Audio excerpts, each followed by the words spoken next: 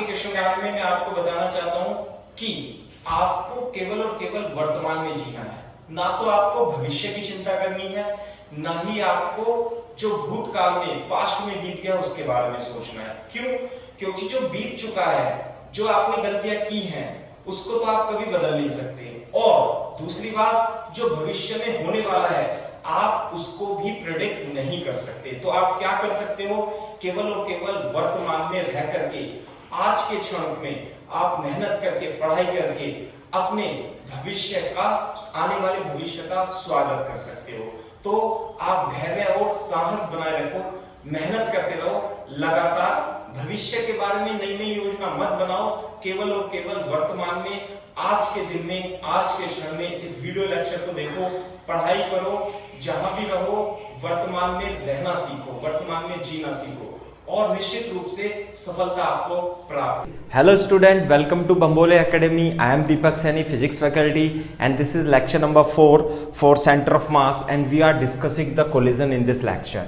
Okay, in the previous lecture we have discussed the concept of the impulse and also have done some new examples to understand the concept of the impulse, isn't it? In this chapter we will continue the concept of the impulse to discuss the collision.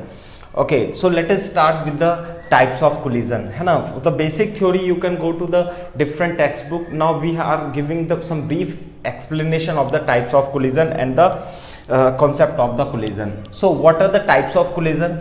Although there are many types of collision, here I have divided the types of collision in two bases, on the basis of the direction of the collision and also on the basis of the energy. Clear? Okay, direct on the basis of the direction of the collision mean if the collision is along the line of impact, then it is called head-on collision. This is called head-on collision. Clear है क्या बात?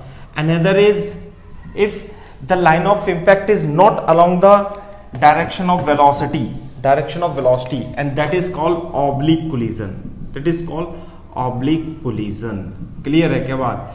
Head on collision and oblique collision. Head on collision में क्या होता है कि line of impact, and what is line of impact देख लेते हैं. जैसे कि मान लेते हैं एम बॉल है ना, एक बॉल है और इसकी वेलोसिटी u1 है और ये u2 है और ये u2 इसकी वेलोसिटी है, मान लेते हैं m1 है एंड दिस इज m2. तो this is the line of impact, और लाइन ऑफ इम्पैक्ट और velocity v1 u1 vector and u2 vector would be the same direction, then it is called head on collision. Clear है क्या बात? दूसरा आता है बेटा ऑब्लिक कोलिजन. ऑब्लिक कोलिजन में जो लाइन ऑफ इम्पैक्ट होती है it is not along the direction of the velocity. For example, यदि ये मास m1 है और इसकी वेलोसिटी u1 वेक्टर है और ये इधर की साइड है, तो दूसरी जो बॉल है मान लेते हैं m2 है और उसकी वेलोसिटी u2 है. क्लियर है क्या बात? दिस इज u2 वेक्टर है ना, and this is m2. So what is the line of impact? Line of impact, जहां line of impact is nothing but the common normal to the body. जब ये velocity ये u1 से इधर की ओर आएगी और ये u2 से इधर की ओर आएगी, तो line along the common normal is called the line of impact. तो this is the common normal, है ना. टेंजेंट क्या हुई? This is the tangent and this is the normal. Here when the collision occurs, so this is the tangent and perpendicular line is the line along common normal, which is called line of impact. This is line of impact. In this case u1 and u2 are along the line of impact, but in this case this is the line of impact and this is line of impact, and velocities u1 vector and u2 vector are not along the line of impact. So this is called the oblique collision.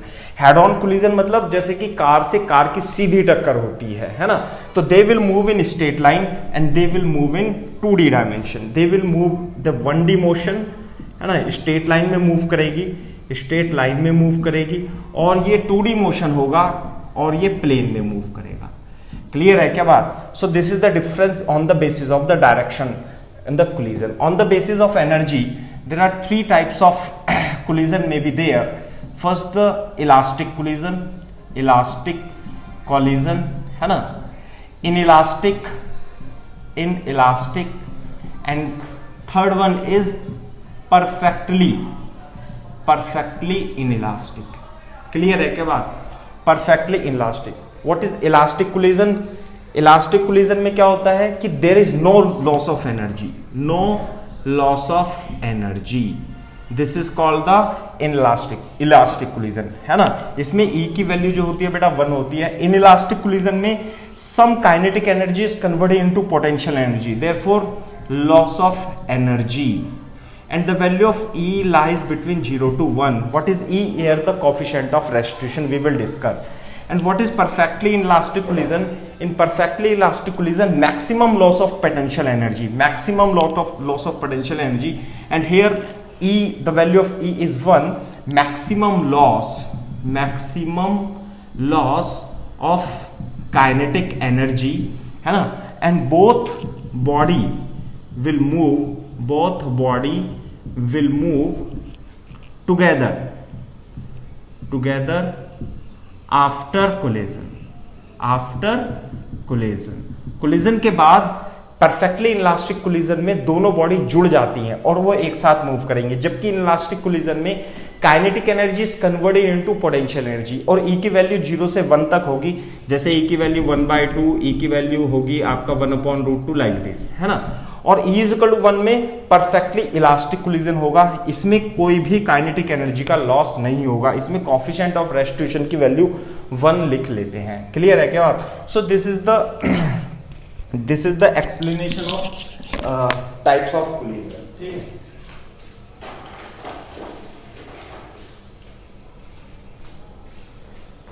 Okay, so now we move to the, first of all we will move to the elastic collision and head-on collision. Elastic collision में भी हम सबसे पहले पढ़ेंगे head-on collision. Clear है क्या बात? So this is the different type of collision we have to discuss in our discussion in this chapter, collision, है ना। तो सबसे पहले बेटा आप हेडिंग डाल लीजिए, head on and elastic collision.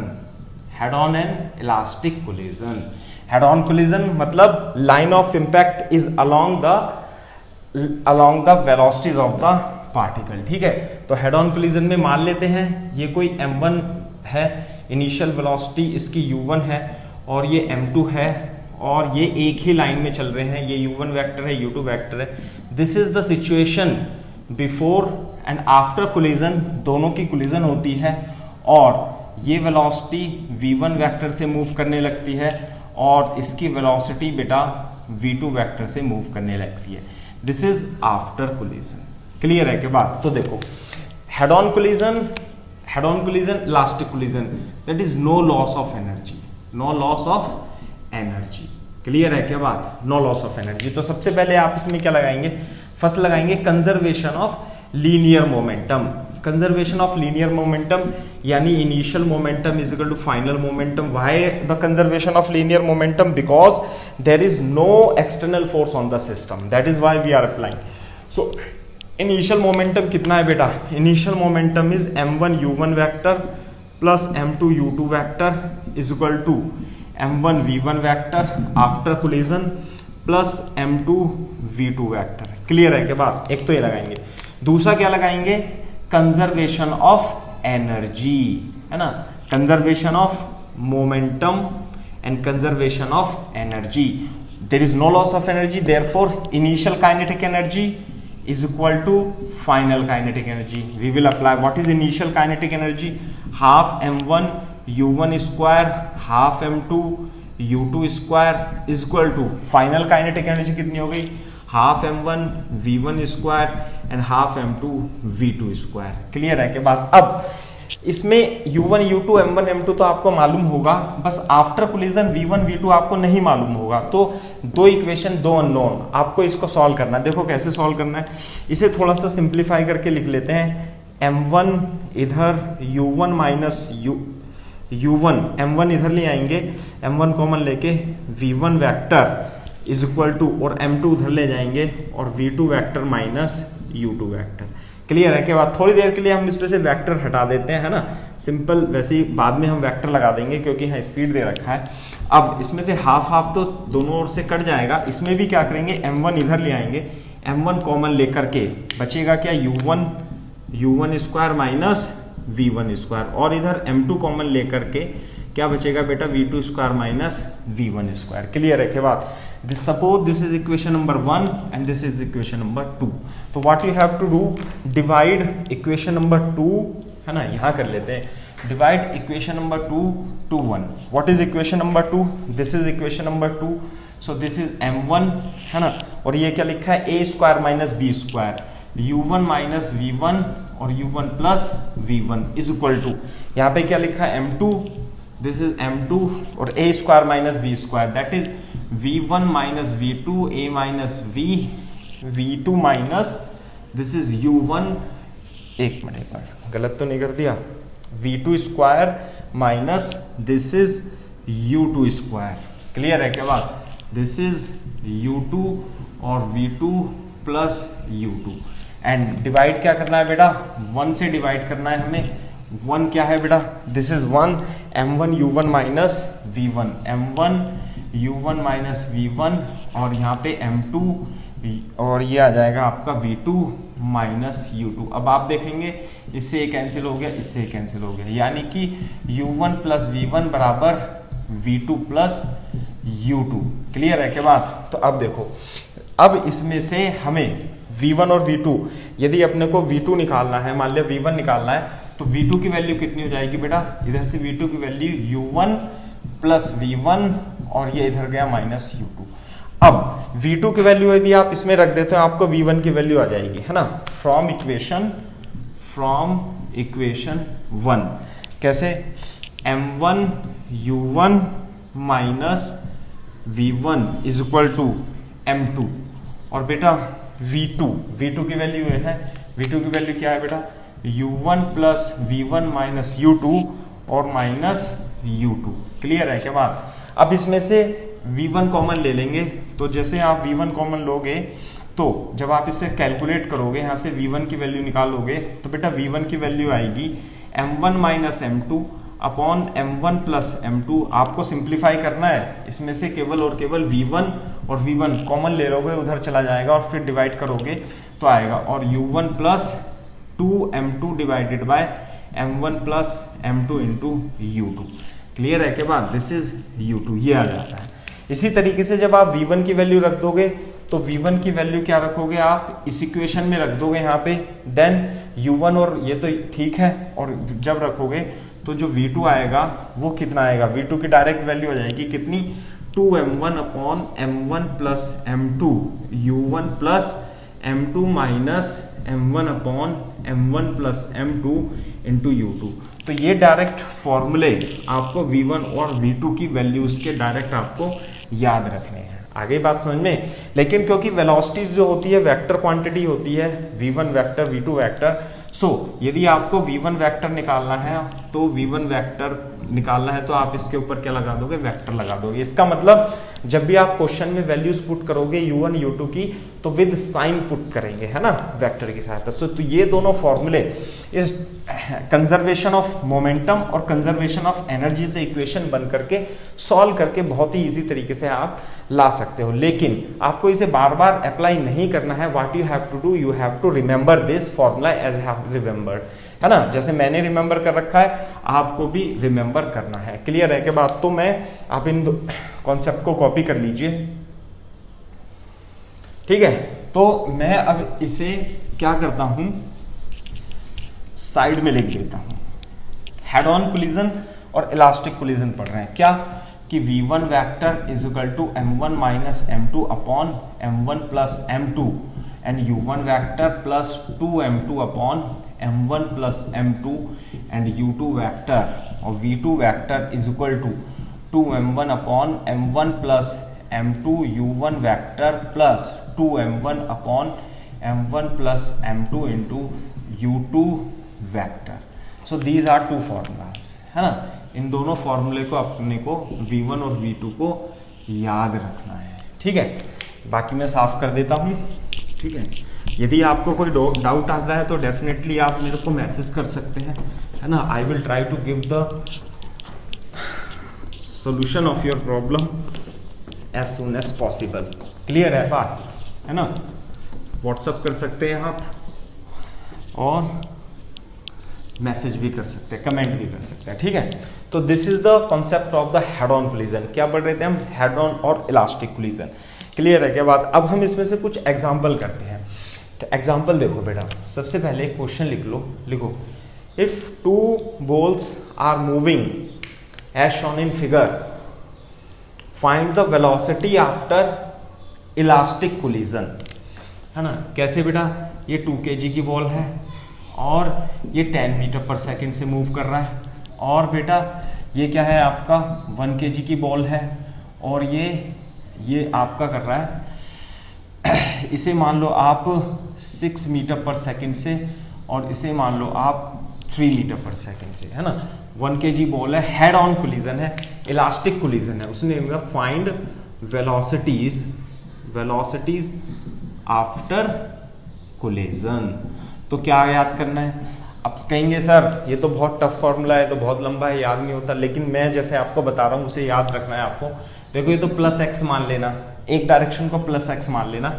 फिर v1 और v2 के आपको फॉर्मूले लिखने हैं. तो क्या करोगे? इज इक्वल टू लगा के यहाँ u1 लिखोगे, यहाँ u2 लिखोगे, यहाँ u1 लिखोगे, यहाँ u2 लिखोगे.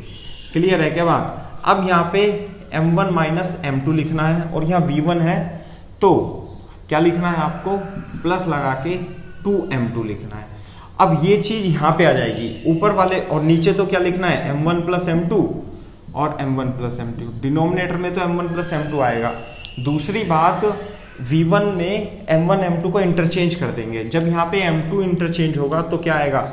m1. या आप ये भी कर सकते हो, v2 में यहाँ पे क्या आएगा? 2m1. ये तो इधर आ जाता है, नीचे तो m1 प्लस m2 आएगा. दूसरी बात, m1 m2 इंटरचेंज होंगे तो यहाँ पे क्या जाएगा?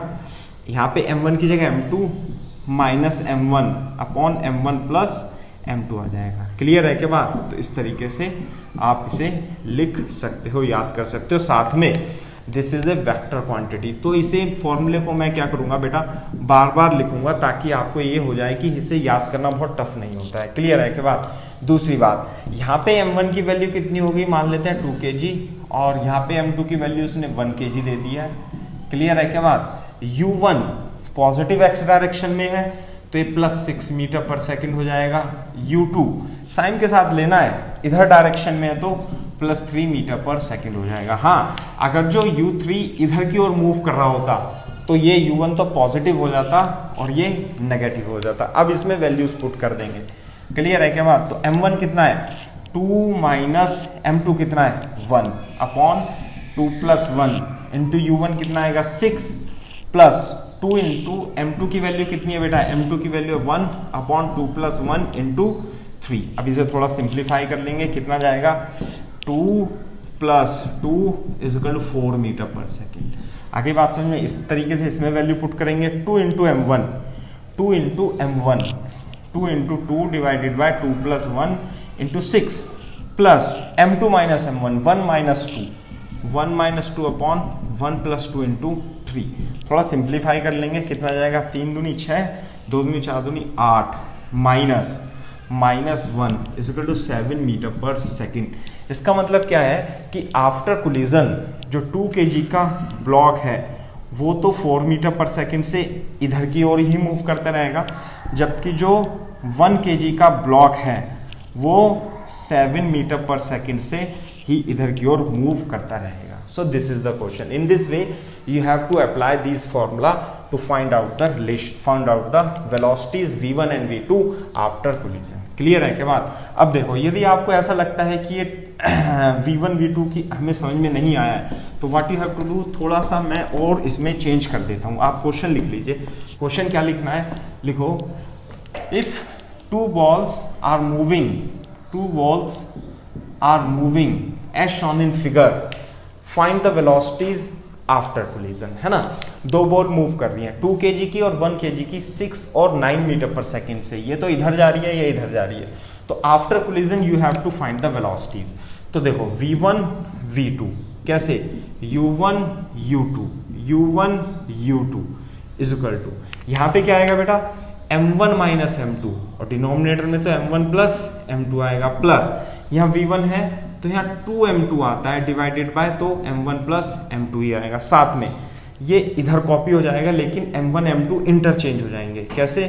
2m1 upon m1 plus m2 आ जाएगा। क्लियर है के बाद? और यहाँ पे ये आएगा इधर, तो m2 minus m1 upon m1 plus m2 denominator में तो आना ही है। तो आसानी है, कोई इतना टफ नहीं है। वेक्टर लगा देंगे साथ में इस पे, वेलोसिटीज वेक्टर, अब वैल्यूज पुट कर देंगे, है ना। तो m1 m2 तो पता है, लेकिन u1 कितनी लिखेंगे? अगर जो पॉजिटिव एक्स एक्सिस मान लिया तो ये +6 मीटर पर सेकेंड, जबकि u2 की वैल्यू जो आएगी वो पॉजिटिव आएगी या नेगेटिव? नेगेटिव आएगी। कैसे? क्योंकि -x डायरेक्शन में, तो -9 मीटर पर सेकेंड। अब इसमें वैल्यू पुट कर देंगे, आंसर आ जाएगा। डायरेक्ट आंसर आता है, you have not to apply any other concept, because ये जो फॉर्मूला है इसमें हम कंजर्वेशन ऑफ मोमेंटम और कंजर्वेशन ऑफ लीनियर मोमेंट और conservation of energy we have applied already. तो m1 की जगह कितना आएगा बेटा? 2 माइनस 1, 2 प्लस 1, u1 की जगह 6 plus 2 into m2 upon 2 plus 1 into -9, ये आ जाता है। तो देखो कितना आ जाता है, ये आ जाएगा कितना? 6 अपॉन 3 यानी 2 और माइनस कितना जाएगा? -6, 3 3 जा 2 -6, तो -4 मीटर पर सेकेंड हो जाता है ना। अब इसमें वैल्यूज पुट करेंगे यदि हम, तो 2m1, 2 इंटू m1 कितना है? 2 plus 1 into 6 plus m2 minus m1 यानी 1 minus 2 upon 2 plus 1 into -9 is equal to कितना आएगा बेटा? ये 3 दूनी 6 दूनी 8 और प्लस ये कितना आ जाएगा बेटा? माइनस माइनस प्लस 3, है ना। माइनस माइनस प्लस और 3 3 जा 9 इज इक्वल टू 11 मीटर पर सेकेंड आ जाएगा। क्लियर है क्या बात? तो इसका मतलब आफ्टर कोलिजन ये जो 2 kg का ब्लॉक है ना, 2 kg की जो बॉल है ये -4 मीटर पर सेकेंड, यानी कि इधर की ओर 4 मीटर पर सेकेंड से चलने लगती है। और ये जो 1 kg का ब्लॉक है, बॉल है 1 kg का बॉल, यानी प्लस आ रहा है, यानी कि इधर की ओर 11 मीटर पर सेकेंड से चलने लगती है। So this is the answer. तो आप एक बार से कैलकुलेशन और चेक कर लीजिएगा, करना तो हमें इसी टाइप से होता है। आगे बात समझ में इस तरीके से है। तो और देखो, लेकिन मोस्ट ऑफ द क्वेश्चन में क्वेश्चन इस तरीके से देता है, इस तरीके से भी दे देता है कि कभी कभी क्या है, इसे रेस्ट पे रख देता है वो, ठीक है। तो रेस्ट पे रख देगा, है ना।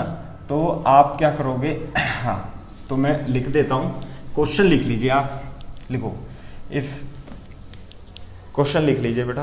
कैसे? इन the given figure 2 kg ball moves with 6 meter per second and 1 kg ball is at rest.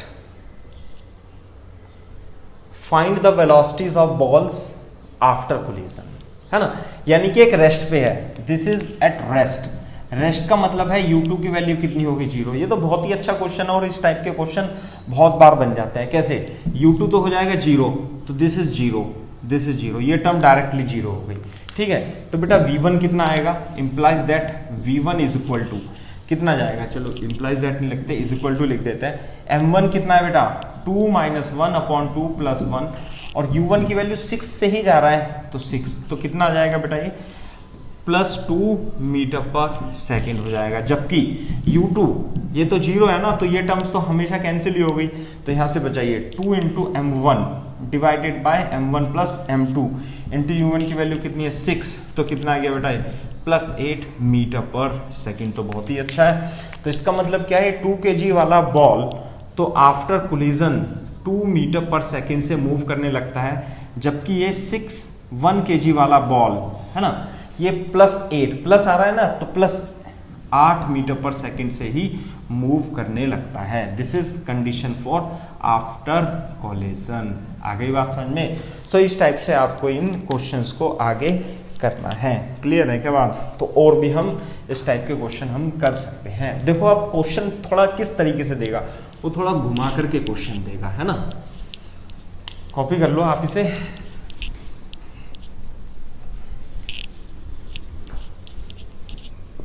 ये नेक्स्ट क्वेश्चन लिखो in the given figure, question लिख लो।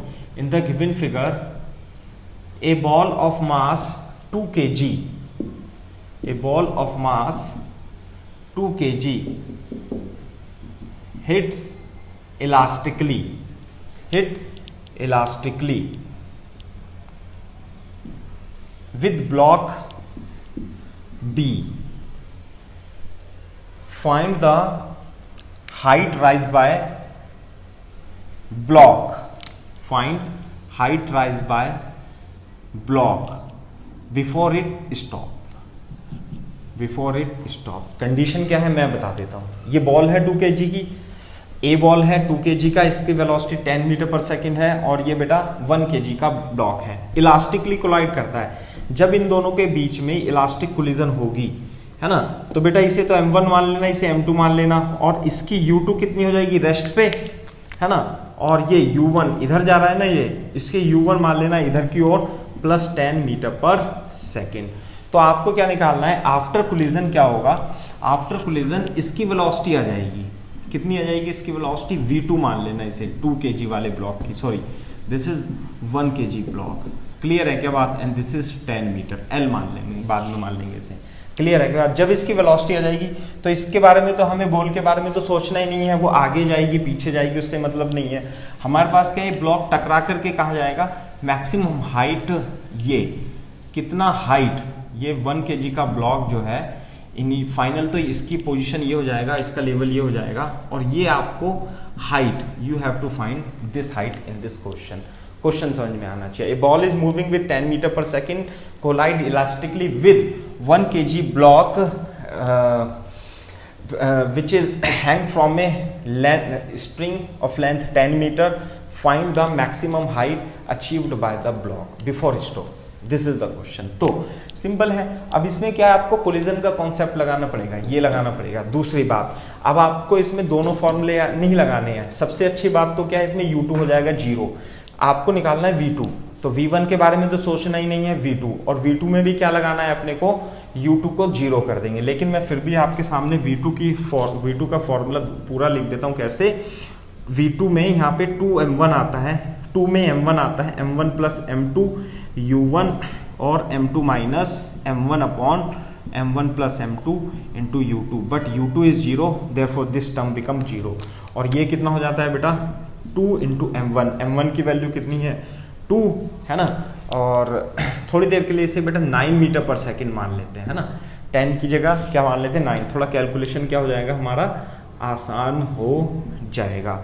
सो कितना हो गया, 2 इंटू m1 कितना हो जाएगा, 2 प्लस 1 इंटू u1 की वैल्यू कितनी हो गई 9, तो कितना आंसर आ जाएगा बेटा, ये आ जाएगा 3 3 दूनी 6 दूनी 12, 12 मीटर पर सेकेंड। इसका मतलब क्या है कि 12 मीटर पर सेकेंड से ये आगे की ओर चलता है, और ये इस पॉइंट ऑफ सस्पेंशन के अबाउट क्या करेगा, सर्कुलर मोशन करेगा, और यहाँ पे इसकी वेलोसिटी कितनी हो जाएगी 0, और यहाँ पे इनिशियल वेलोसिटी कितनी थी 12 मीटर पर सेकेंड। अब ये बताओ कि हाइट कैसे निकालेंगे, किसी बच्चे को पता है तो बता देगा तुरंत ही, कैसे कि सर्कुलर मोशन में सबने पढ़ाया था क्या, कंजर्वेशन ऑफ एनर्जी से हाइट निकलेगी। तो हम लगाएंगे कंजर्वेशन ऑफ मैकेनिकल एनर्जी, है ना, कंजर्वेशन ऑफ मैकेनिकल एनर्जी। इसका मतलब क्या है, initial kinetic energy plus potential energy is equal to final kinetic energy plus final potential energy. इस पॉइंट को आप क्या मान लोगे बेटा, रेफरेंस मान लोगे। तो पहले तो अच्छा, यहाँ पे वेलोसिटी 0 है, तो फाइनल काइनेटिक एनर्जी, वेलोसिटी तो 0 हो गई, तो इसलिए के फाइनल कितनी हो जाएगी बेटा, 0 हो जाएगी।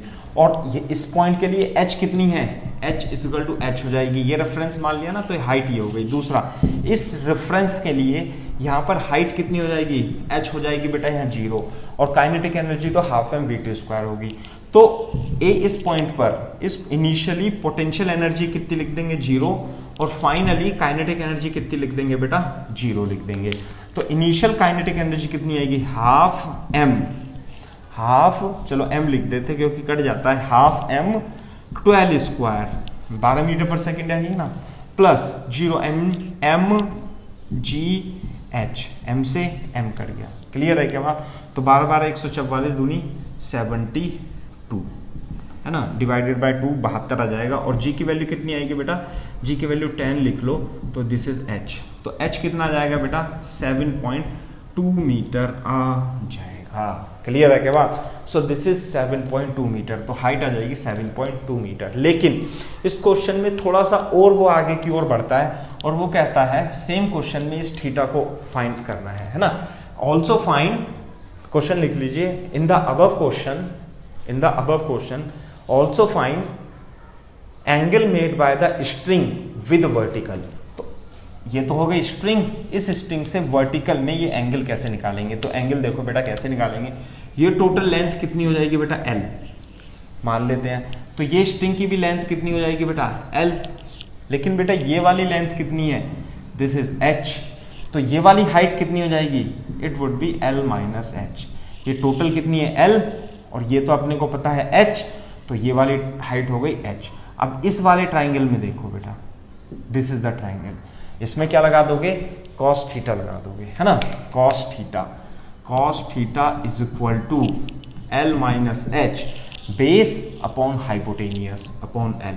L कितना था 10, H कितना आया 7.2 अपॉन 10 कितना जाएगा 3.8 डिवाइडेड बाय 10। आ गई बात समझ में, तो कितना आ गया 0.38, है ना। दिस इज cos थीटा और theta is equal to cos inverse 0.38। वो वैल्यू आपको क्वेश्चन में इस तरीके से देगा कि थीटा की वैल्यू बहुत अच्छी सुंदर सी वैल्यू आ जाएगी और आपको उस वैल्यूज को निकालने के लिए पूछेगा। क्लियर है क्या बात। तो in this way you can solve this question. Clear है क्या बात। तो this is the question based on the, आप इसे कॉपी कर लीजिए, based on the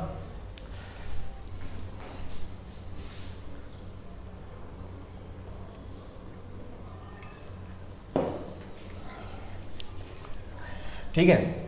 so this is the question based on the collision as well as on the basis of conservation of energy. आप इसे सॉल्व कर सकते हैं, इस तरीके से आपको इन क्वेश्चंस को सॉल्व करना है। ठीक है, अब देखो ये हो गया। हाँ, अब मैं आपको एक इम्पोर्टेंट कॉन्सेप्ट और बताता हूँ। ठीक है, इम्पोर्टेंट कॉन्सेप्ट क्या है, देखो बेटा कैसे कि बहुत ही अच्छा कॉन्सेप्ट है।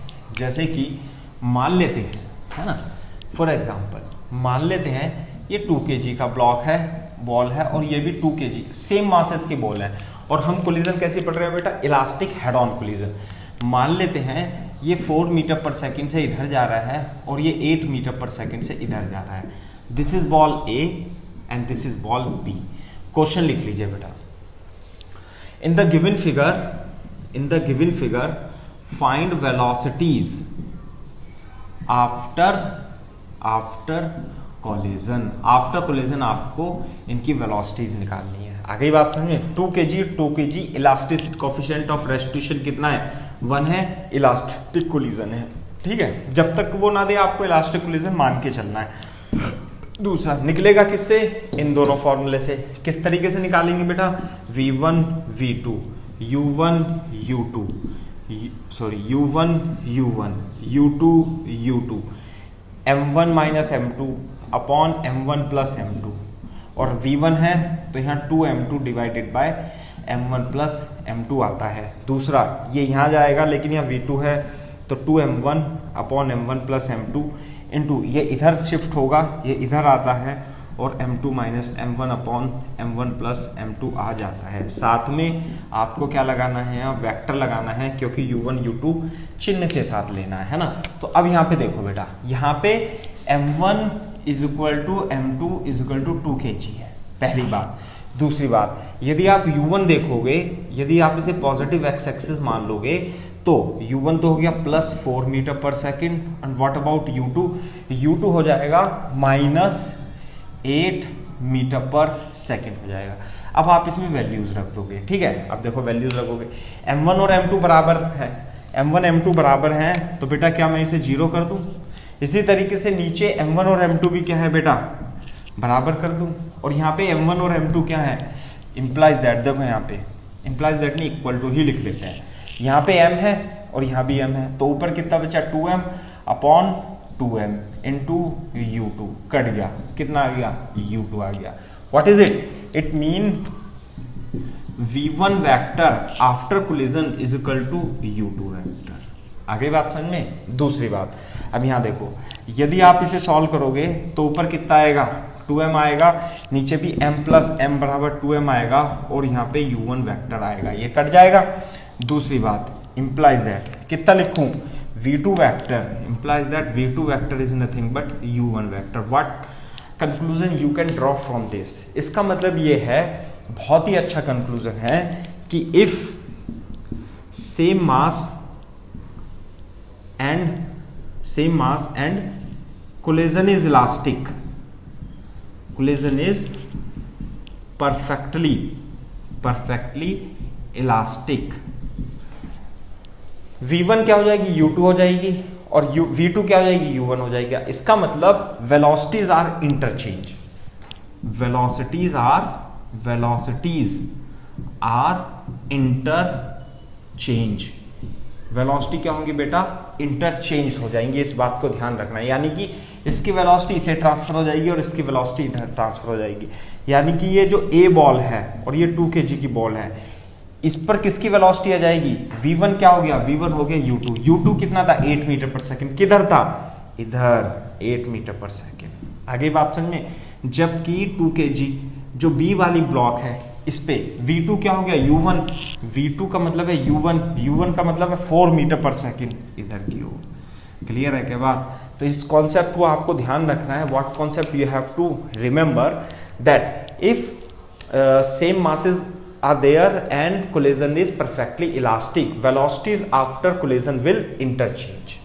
ये आपको याद रखना है, इसे कॉपी कर लीजिए, इस पर फिर हम कुछ क्वेश्चन करते हैं, ठीक है। देखो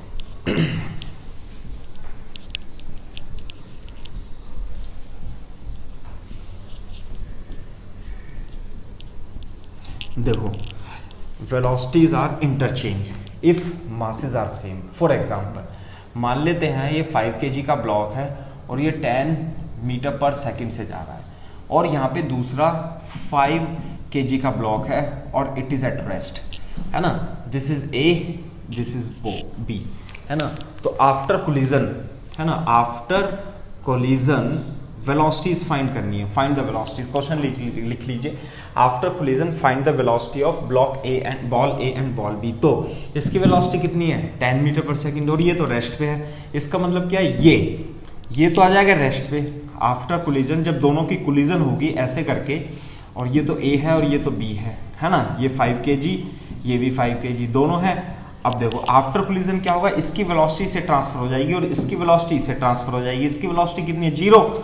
तो यानी कि 5 kg जो है ए वाली बॉल, इसकी v1 कितना हो जाएगा, 0, और जो बी ब्लॉक है और जो 5 kg का ब्लॉक है, ये इसकी वेलोसिटी इसे ट्रांसफर हो जाएगी और ये 10 मीटर पर सेकंड से चलने लगेगा। क्लियर है क्या बात? इसका मतलब velocities are interchange to each other. इसी तरीके से एक बार कॉपी कर लो इसे, है ना। आफ्टर कोलिजन फाइंड वेलोसिटीज, है ना, ये करके है, एक बार कॉपी कर लो। दूसरा, अब मैं इसमें यहाँ पर क्या, ये 10 मीटर पर सेकंड से इधर और 5 मीटर पर सेकंड से इधर, चलो ऐसे नहीं था, वो तो पिछला ही हो जाएगा। अब मान लेते 2 मीटर पर सेकंड से इधर जा रहा है ना।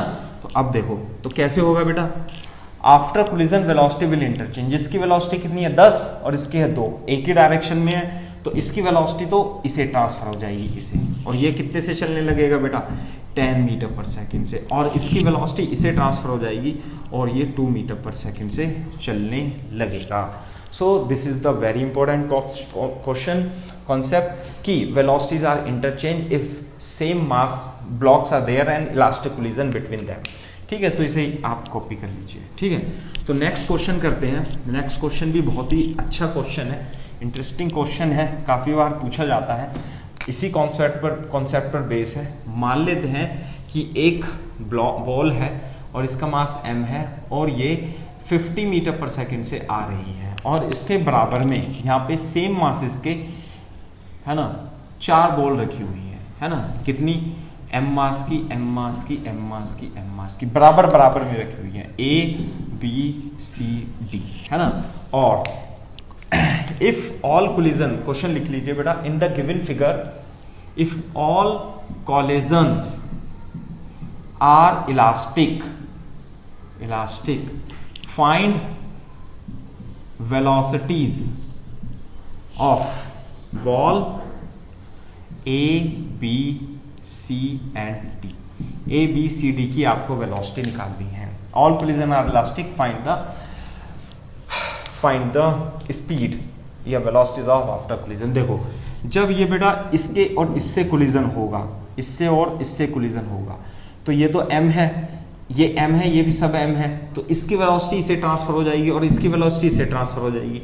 तो पहली कोलिजन इसके और इसके बीच में होगी और ये जो m है ये रेस्ट पे आ जाएगा क्योंकि ये रेस्ट पे था, और जबकि ये कितने से चलने लगेगा, 50 मीटर पर सेकंड से चलने लगेगा। कौन सा ब्लॉक, ए से। लेकिन होगा क्या कि इसके जस्ट बराबर में ये रखा हुआ है और ये रेस्ट पे है, तो इसकी वेलोसिटी इसे ट्रांसफर होगी और इसकी वेलोसिटी इसे ट्रांसफर हो जाएगी। जब ए और बी के बीच में कोलिजन होगी तो बेटा ये तो आ जाएगा, ये जो ए है ये तो आ जाएगा रेस्ट पे, और लेकिन बी किससे चलने लगेगा, 50 मीटर पर सेकंड से। क्लियर है क्या बात। लेकिन ये तो आगे रेस्ट पे, ये भी रेस्ट पे आ जाएगा, यानी ये रेस्ट पे आ जाएगा, रेस्ट पे आ जाएगा, फिर ये इससे कोलिजन होगी तो ये रेस्ट पे आ जाएगा, फिर ये इससे कोलिजन होगी और ये चलने लगेगा। इसका मतलब सी और डी में, सी भी रेस्ट पे आ जाएगा, है ना, सी भी क्या आ जाएगा, बी तो आएगा रेस्ट पे और सी भी क्या आ जाएगा, रेस्ट पे आ जाएगा, और केवल डी चलेगा। डी कितने से चलेगा, 50 मीटर पर सेकंड से। इसका मतलब क्या है कि सारी बॉल्स, ये वाली बॉल ए और बी और सी की वेलोसिटी क्या होगी, 0 होगी, और केवल डी चलेगा, और डी कितनी स्पीड से चलेगा बेटा, 50 मीटर पर सेकंड से चलने लगेगा। क्लियर है क्या बात। तो इस तरीके से आपको इन कॉन्सेप्ट को समझना है, ठीक है। बहुत ही इंपॉर्टेंट कॉन्सेप्ट है, बहुत बार पूछा जाता है, डिफरेंट तरीके से पूछा जाता है, ठीक है। अब देखो एक और इंपॉर्टेंट कॉन्सेप्ट है हेड ऑन इलास्टिक कोलिजन में, और वो क्या है, it is based on the masses of the blocks, balls पे। कैसे, फॉर एग्जांपल, है ना, कॉन्सेप्ट पढ़ लेते हैं कि मान लेते हैं, ठीक है, कि if m1 is very greater than m2, यानी कि m1 जो है बहुत ही ज़्यादा बड़ा है। जैसे कि मान लेते हैं ये ब्लॉक है, ये m1, ये तो बहुत ही बड़ा है, ठीक है, और एक ये छोटा सा ब्लॉक है m2, है ना, m1। क्लियर है क्या बात। दूसरी बात, मान लेते हैं स्पीड u1 से चल रहा है और ये स्पीड u2 से चल रहा है ना, दोनों चल रहे हैं। या बॉल भी मान सकते हो आप कि एक बहुत बड़ी बॉल है, एक छोटी बॉल है, और कोलिजन होती है। तो when there is a collision, after collision velocity कितनी लिखेंगे, आफ्टर कोलिजन। आ गई बात समझ में। वेलोसिटी कैसे, कौन से फॉर्मूले से लिखते हैं बेटा, v1 v2 is equal to u1 u1, और यहाँ पे बेटा u2 और u2। आ गई बात समझ में। तो यहाँ पे आएगा m1 minus m2 upon m1 plus m2, और 2m2 upon m1 plus m2, और ये यहाँ पे आ जाता है, लेकिन यहाँ v2 है तो m1 आएगा, m1 प्लस m2, और ये इंटरचेंज हो जाएगा m2 minus m1 upon m1 plus m2। अब तो मेरे ख्याल से आपको काफ़ी बार लिख दिया है, याद होना चाहिए, ठीक है। लेकिन कंडीशन क्या है बेटा, condition is m1 is very high as compare to m2। तो m2 को क्या करेंगे हम, m1 की कंपेयर में नेग्लेक्ट कर देंगे, तो इसका मतलब ये 0 हो गया, लगभग ये 0 हो गया, ठीक है, m2 0 हो गया, और ये यहाँ पे 0 हो गया। आगे बात समझ में। साथ में m2 0 है तो देखो ये भी 0 हो जाएगा। देखो यहाँ पे क्या बचेगा, is equal to m1 upon m1 upon m1 u1 plus यहाँ पे क्या बचेगा बेटा, 2m2 upon m1 into u2। Clear है क्या बात। तो देखो ये तो हो गया 1, तो it is equal to u1। दूसरी बात, m2 तो बहुत छोटा है और नीचे बड़ी क्वांटिटी है, तो m1 is higher than m2, तो ये लगभग 0 हो जाएगा, तो ये क्या आ जाएगा u1, यानी कि v1 वेक्टर की वेलोसिटी क्या रहेगी, u1 रहेगी। इसका मतलब ये है कि ये हाथी है ना, और हाथी है और ये चींटी है, और जब हाथी और चींटी से टक्कर होगा तो हाथी की चाल में कोई भी परिवर्तन नहीं आएगा। ये u1 से चल रहा था, आफ्टर कोलिजन भी ये u1 से ही चलता रहेगा। लेकिन अब चींटी का क्या होगा, है ना, ये चींटी है, तो m1 तो क्या है, बहुत छोटा है, इसे हम कंपेयर कर देंगे ऐसे करके, है ना। ये तो m1 हो गया, 0 हो गया लगभग, और यहाँ से एक मिनट, m1 तो बड़ा है।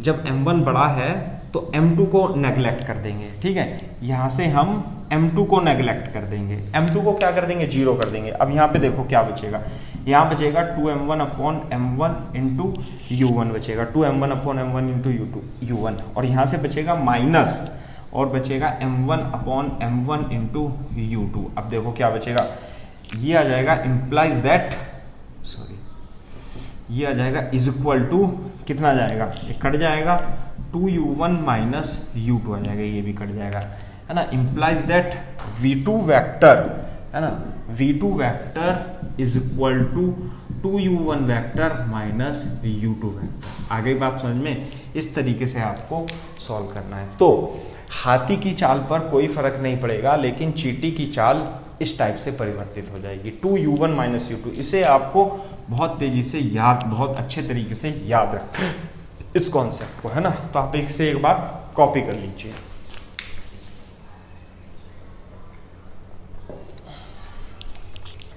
ठीक है, अब देखो हम इस पे क्वेश्चन करने की कोशिश करेंगे, ठीक है। क्वेश्चन कैसे करेंगे, क्वेश्चन बनता है वो इस तरीके से नहीं बोलता कि m1 m2 दे रखे हैं, वो डिफरेंट तरीके से घुमा करके दे देगा। फॉर एग्जांपल कैसे क्वेश्चन दे देगा कि मान लेते हैं हेयर इज ए वॉल, है ना, ये क्या है, वॉल है, ऐसे करके, दिस इज ए वॉल, है ना, ऐसे करके, this is a wall and it is moving towards this with 10 metre पर सेकेंड। और एक छोटी सी बॉल है, ये तो वॉल है और ये बॉल है, और ये 5 मीटर पर सेकेंड से या 2 मीटर पर सेकेंड से आ रही है। क्लियर है क्या बात? एक बॉल आ रही है और एक बॉल आ रही है ना। तो आपको ये बताना है find velocity of ball, BALL ball, है ना, and wall after collision, after collision. तो what you have to do, you have to apply the same concept. हाथी है और ये चींटी है, तो आफ्टर कोलिजन दीवार की स्पीड क्या रहेगी बेटा, दीवार की स्पीड तो एज इट इज रहेगी, कितनी रहेगी बेटा, 10 मीटर पर सेकेंड। इसकी स्पीड कितनी हो जाएगी बेटा, ये तो 10 मीटर पर सेकेंड से ही चलता रहेगा, लेकिन इसकी वेलोसिटी कितनी हो जाएगी, इसकी वेलोसिटी 2u1 माइनस u2 हो जाएगी, है ना। इसे v2 मान ले तो यानी कि v1, ये इसे u1 मान ले, तो अच्छा हमने थोड़ा सा चेंज कर दिया कि इसे m2 मान ले, लेकिन हमने तो मान लिया है, कोई बात नहीं, तो इसे m2 मान लेते हैं, है ना, m2। अच्छा मास तो इसका बहुत छोटा ही है m2, और इसे m1 मान लेते हैं। क्लियर है क्या बात? तो आप देखो, यदि आप इसे प्लस एक्सेस लिखते हो, है ना, तो इसे u2 मान लो और इसे u1 मान लो। क्लियर है क्या बात? तो बेटा u2 बता सकते हो, u2 कितना होगा, इधर की ओर है, u2 जो होगा vector u2 plus 2i cap metre पर सेकेंड आएगा। ऐसे लिखना है, मतलब आपको आसानी से, आपको दिमाग ना लगाना पड़े, आप मैथमेटिक्स यूज कर दो, वेक्टर तो आसानी से सॉल्व हो जाता है। कैसे, u2 मान लिया इसे मैंने, u2 इधर की ओर जा रहा है, इधर की ओर पॉजिटिव मान लिया, तो 2i कैप। दूसरी बात, u1 वेक्टर कितना होगा बेटा, u1 वेक्टर हो जाएगा माइनस 10i कैप हो जाएगा। क्लियर है क्या बात? अब v2 वेक्टर कैसे निकालते हैं, जो इसकी वेलोसिटी आएगी m2 की, v2 vector is equal to 2u1 vector minus u2 vector. इसका मतलब 2u1, 2 इंटू u1 कितना है, 2 into minus 10i cap minus u2 कितना है, 2, तो कितना हो जाएगा i कैप, ये हो जाएगा minus 20i cap minus 2i cap is equal to minus 22 metre minus 22i cap metre पर सेकेंड। इसका मतलब ये जो बॉल है ये माइनस में जाएगी इधर की ओर, कितना, 22 मीटर पर सेकेंड से जाएगी। आगे बात समझ में? दूसरी बात, चलो मैं इसे एक आसानी से और इसे हम सिंप्लीफाई भी कर सकते हैं। कैसे कि मान लेते हैं यदि ये u1 0 हो गया, if in this case if, यहाँ पे कॉन्सेप्ट लगाना बेटा, कॉन्सेप्ट लिखना कैसे, if u1 is equal to 0, है ना, तो बेटा v2 कितना हो जाएगा, v2 is equal to minus u2, यानी कि हाथी रेस्ट पे है ना, हाथी क्या है, रेस्ट पे है। देखो ये तो हो गया आपका वॉल, ठीक है, ऐसे करके ये वॉल हो गया, और ये टिकी हुई है, दिस इज वॉल, और क्या है बेटा, ये रेस्ट पे है, तो u1 कितना हो गया, 0, और ये तो क्या है, u2 वेक्टर से आ रही है, एक छोटी सी बॉल आ रही है, ऐसे करके। तो जब ये जाएगा तो आफ्टर कोलिजन क्या होगा, इलास्टिक कोलिजन है, U2 से जाएगा वापस इतने से आ जाएगा, तो आफ्टर कोलिजन इसकी स्पीड कितनी होगी बेटा, U2 ही होगी। यदि ये U2 से जाता है तो U2 से आ जाए, वेक्टर की डायरेक्शन बदल जाएगी, ये बात अलग है, -U2 हो जाएगा, है ना। दूसरी बात, एक तो ये हो गया इसमें। दूसरा क्या है, यदि देखो ध्यान से, यदि ये अब चलने लगे, जैसे ये चल रहा है, कैसे चल रहा है, 10 मीटर पर सेकंड से चल रहा है, तो देखो आंसर आप डायरेक्ट कैसे लिखोगे यदि आपको फॉर्मूला भी ध्यान नहीं, क्योंकि ये ध्यान रखना ही पड़ेगा आपको, ठीक है। कैसे, ये 10 मीटर पर सेकंड से चल रहा है, जब नहीं चल रहा था तो अगर जो मान लिया रेस्ट पे है तो ये 2 मीटर पर सेकंड से जा रही है, तो बेटा आएगी कितने मीटर पर सेकंड से, 2 मीटर पर सेकंड से आ जाएगी। क्लियर है क्या बात, जितने से जाएगी अपोजिट डायरेक्शन में वापस आ जाएगी उतनी स्पीड से। लेकिन अगर जो ये चलने लगे, ये कितने से चलने लगे, 10 मीटर पर सेकंड से, तो इसकी जो आने की स्पीड होगी, ये 2 से गई, 2 से वापस तो आई, साथ में इसका 2 टाइम्स ऐड हो जाएगा, 2 टाइम्स कितना, 10 × 2, यानी कि कितना हो गया, 22 मीटर पर सेकंड। ये रहा आंसर। क्लियर है कि बात, 22 आई कैप। तो ये तो हमने मैथमेटिक्स से निकाला है, लेकिन आप इसे डायरेक्ट भी कर सकते हो। कैसे, जितने से जाएगी उतने से तो वापस आएगी, साथ में उसमें इस वॉल की 2 टाइम्स स्पीड और ऐड हो जाएगी। आ गई बात समझ में। इसका मतलब क्या है, मैं आपको इसे कॉपी कर लो एक बार, है ना, फिर से मैं आपको एक कॉन्सेप्ट बता देता हूँ, उसी चीज़ को लिखने का तरीका है। कैसे कि मान लेते हैं ये हमारे पास वॉल है ना, वॉल है, एक दीवार है ये करके, और ये U से जा रही है, ये V से जा रही है, M वॉल। तो ये तो बिफोर कोलिजन हो गई।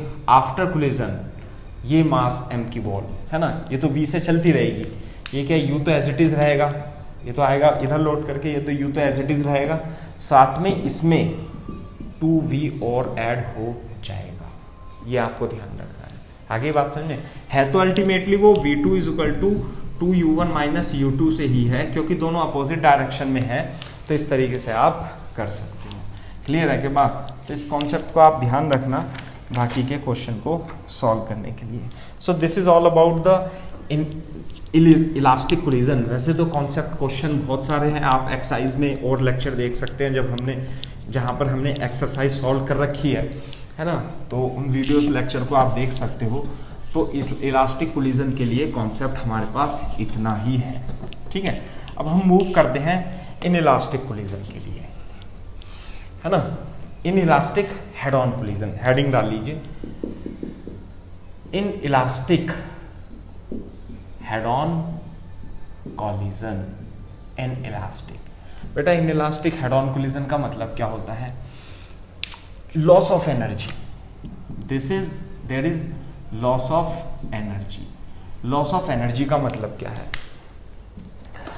लॉस ऑफ एनर्जी होगी तो किस तरीके से होता है, देखो मैं आपको समझा देता हूँ। बेसिकली कोलिजन बेसिकली होता क्या है ना, जैसे मान लेते हैं कि ये M1 ब्लॉक है और ये M2 बॉल है ना, ये बॉल है, ये भी बॉल है, ये U1 है और ये U2 है। आगे बात समझ में, तो जब मान लेते हैं U1 is greater than U2, हाँ है ना, सबसे पहले कॉन्सेप्ट में मैंने ये पॉइंट लिखाना छोड़ दिया था शायद, कि U1 is greater than U2। यदि U1 ग्रेटर देन U2 नहीं होगी तो कोलिजन नहीं होगी, तो अंडरस्टूड है U1 has to be greater than U2। Collision का कॉन्सेप्ट क्या है कि दोनों सरफेस, ये सरफेस और ये सरफेस, ये वाली सरफेस और ये सरफेस क्या आती है, एक दूसरे के टच में आती है। So this is the condition of the before collision. आगे बात समझ में। लेकिन अब ये U1 तो ज़्यादा है, U2 ज़्यादा है, अब इसमें एक दूसरे में टच में आती है तो इसमें इम्पल्स लगने लगती है। Collision is what, due to impulse, है ना, तो इम्पल्स लगती है तो इसकी वेलोसिटी जो होती है वो डिक्रीज होने लगती है, और इसकी वेलोसिटी, जैसे आपने मारा, अब ये धीरे चल रहा है, जैसे आपने टक्कर कार से किसी स्कूटर में टक्कर मारी, तो कार जब स्कूटर में टक्कर मारेगा तो स्कूटर और तेजी से आगे जाएगा। तो उससे पहले होता क्या है, उससे पहले ये पहले तो परफेक्ट शेप है ना, उसके बाद जब ये आगे चलने लगती है तो इसकी शेप यहाँ पे थोड़ी सी क्या हो जाती है बेटा, चपटी हो जाती है, फ्लैट हो जाती है। इस तरीके से दोनों की सरफेस क्या हो जाती है, फ्लैट होने लगती है। आगे बात समझे, थोड़ी देर बाद सरफेस और ज़्यादा फ्लैट हो जाती है, पिचक जाती है इस तरीके से। आगे बात समझ में, है ना। आफ्टर दैट, उसके बाद, है ना, तो इसमें क्या होता है कि यहाँ पर इसकी स्पीड M1 की स्पीड तो डिक्रीज होने लगती है, और m2 की स्पीड इंक्रीज होने लगेगी, है ना। Speed of m1 will decrease and speed of m2 will increase, है ना। और एक सिचुएशन ऐसी और है ना और ये स्पीड कहाँ जाएगी, ये दोनों सरफेस पिचक जाती हैं और क्या होता है, ये जो काइनेटिक एनर्जी है वो मॉलिक्यूल्स की पोटेंशियल एनर्जी में, जैसे आप स्प्रिंग की पोटेंशियल एनर्जी में दबा देते हो तो स्प्रिंग की पोटेंशियल एनर्जी में स्टोर हो जाती है काइनेटिक एनर्जी। इसलिए kinetic energy is converted, kinetic energy is, यहाँ पे लिख देता हूँ, kinetic energy is converting into potential energy. Clear है क्या बात, पोटेंशियल एनर्जी में कन्वर्ट हो जाती है। और जब ये पूरी अच्छी तरीके से कन्वर्ट हो जाती है और इस कंडीशन में दोनों की स्पीड क्या होगी बेटा, दोनों की स्पीड कॉमन हो जाएगी, है ना, वी सी। जब दोनों की स्पीड कॉमन हो जाएगी तो दोनों मॉलिक्यूल एक ही वेलोसिटी से चलने लगेंगे, उसके बाद डिफॉर्मेशन नहीं होगा। जब ये कंडीशन क्या होती है, दिस इज कॉल्ड डिफॉर्मेशन, इसे क्या कहते हैं, डिफॉर्मेशन। आ गई बात समझ में, दिस इज कॉल्ड डिफॉर्मेशन, यानी कि kinetic energy is converted into potential energy and this is called the deformation of balls. Deform हो रही है। उसके बाद रिगेन ऑफ काइनेटिक एनर्जी होता है, रिगेन ऑफ पोटेंशियल एनर्जी होता है। ये जो पोटेंशियल एनर्जी है दोबारा से किस में कन्वर्ट होती है बेटा, काइनेटिक एनर्जी में कन्वर्ट होती है। कैसे, फिर थोड़ी सी ये सही हो जाती है ऐसे करके, है ना, ये ठीक हो जाता है और उसके बाद ये एक दूसरे से हट जाती हैं, दूर दूर हो जाती हैं, ठीक है। तो यहाँ पे तो मैक्सिमम डिफॉर्मेशन होता है। इस केस में क्या होता है, मैक्सिमम डिफॉर्मेशन के केस में दोनों बोथ इन केस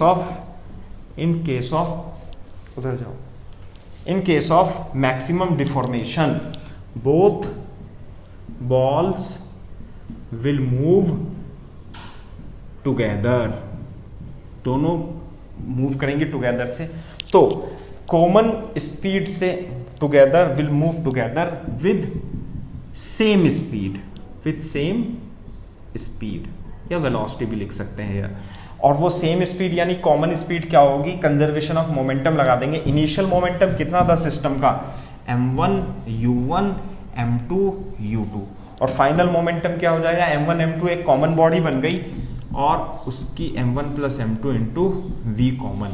तो जो कॉमन स्पीड आती है मैक्सिमम डिफॉर्मेशन के केस में और मैक्सिमम पोटेंशियल एनर्जी गेन के केस में, वो कॉमन वेलोसिटी बेटा सेंटर ऑफ मास की वेलोसिटी के इक्वल यानी vc के इक्वल आ जाती है, ठीक है। उसके बाद जो कहानी होती है क्या, फिर ऐसा थोड़ा चिपकी रहेंगी, चिपकने के बाद दूर दूर जाएंगी तो फिर क्या होगा, ये m1 है ये m2 है and this is the case of reformation. ये किसका केस है बेटा, reformation. In this case elastic potential energy is converted back into kinetic energy. Clear है क्या बात। दूसरी बात, आफ्टर दैट ये क्या होगा, फाइनली ये v1 से चलने लगती है और ये v2 से चलने लगती है। तो this is called reformation and this is called deformation. Clear है क्या बात, इस तरीके से होता है ना, रिफॉर्मेशन और डिफॉर्मेशन का केस हो जाता है। क्लियर है क्या बात। तो अब इसमें दूसरी बात, अगर जो आप u1 माइनस u2 को देखोगे, है ना, तो एक पॉइंट लिख देता हूं मैं, u1 माइनस, यहां पे लिख देता हूं, u1 minus u2 is called velocity of separation. Clear है क्या बात, वेलोसिटी ऑफ अप्रोच बेटा u1 minus u2, m1 u2 m2 की तरफ कितने से अप्रोच कर रही है। दूसरी बात, इसमें v2 ज्यादा होगा और v1 कम होगा और v2 minus v1 is called velocity of separation. Clear है क्या बात, ये बात है।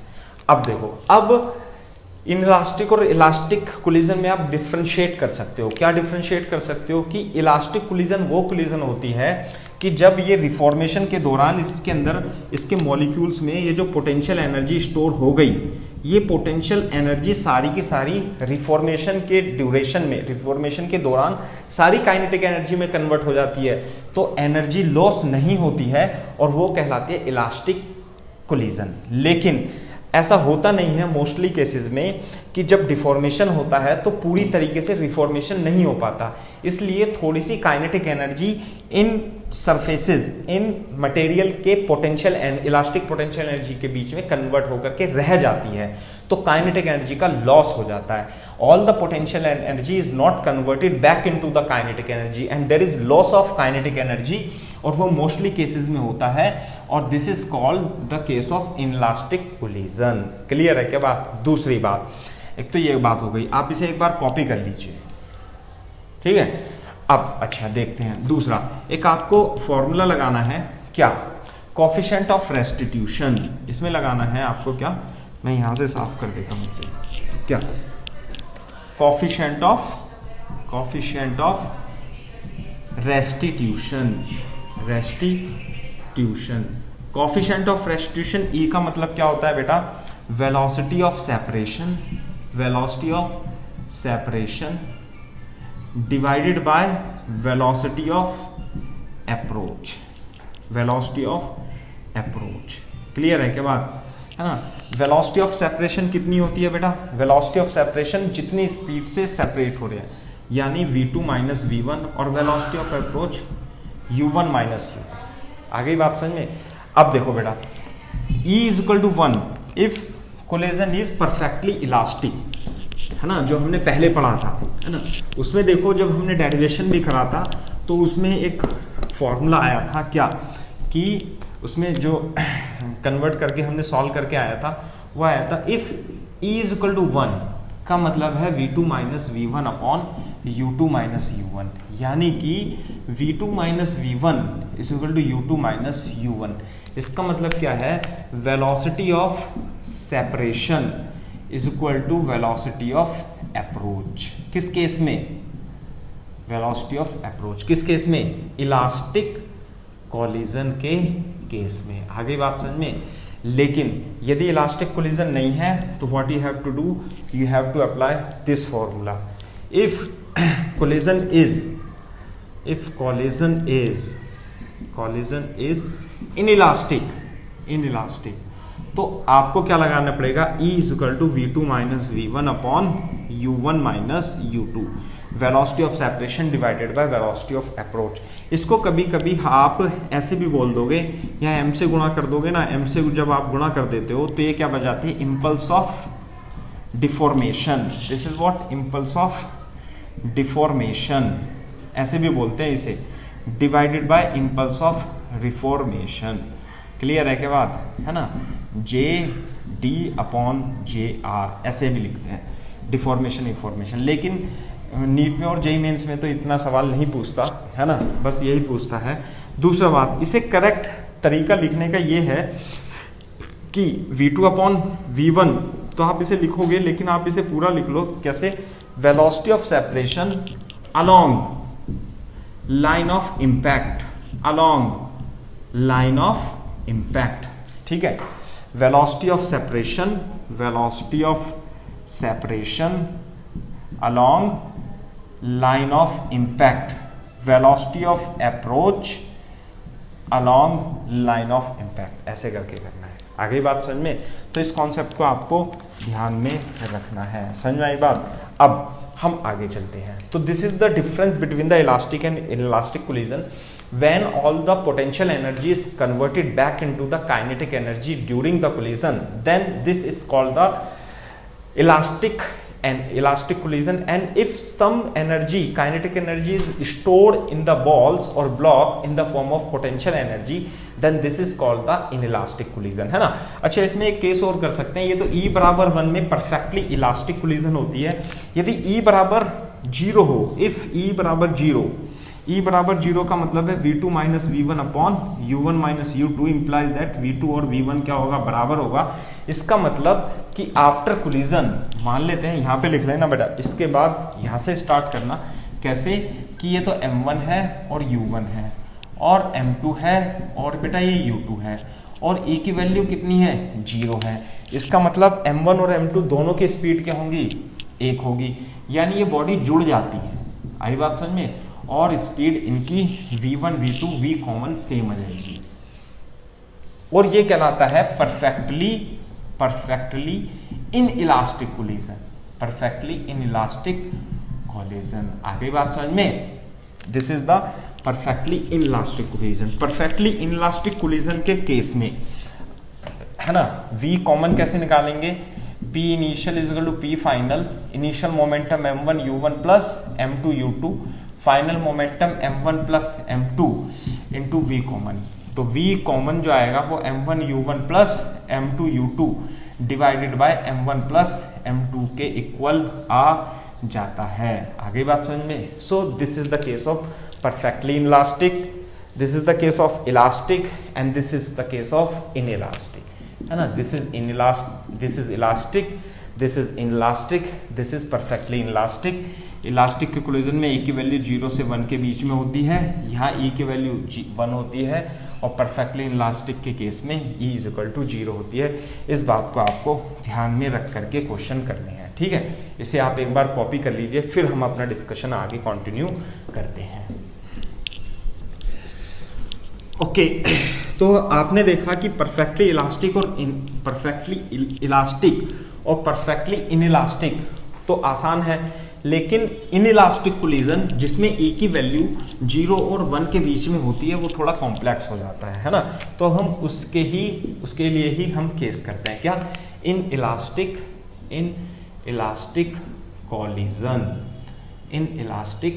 कोलिजन E की वैल्यू 0 और 1 के बीच में है। तो मान लेते हैं बिफोर कोलिजन M1 U1 से और M2 U2 से जा रहा है और कोफिशिएंट ऑफ रेस्टिट्यूशन कितना दे रखा है, E दे रखा है।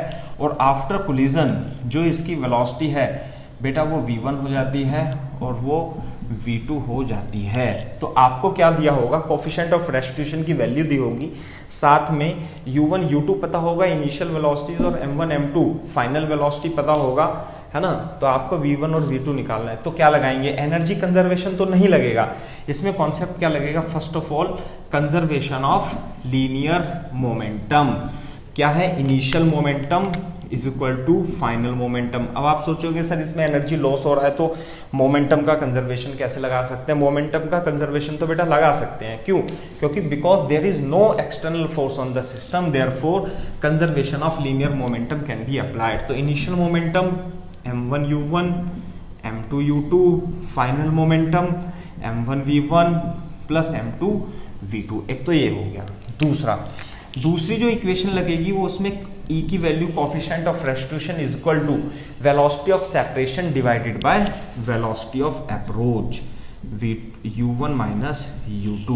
क्लियर है क्या बात? तो देखो बेटा V2 minus V1 is equal to E U1 minus U2 और V2 की वैल्यू क्या आ गई, V1 plus E U1 minus U2। This is what V1।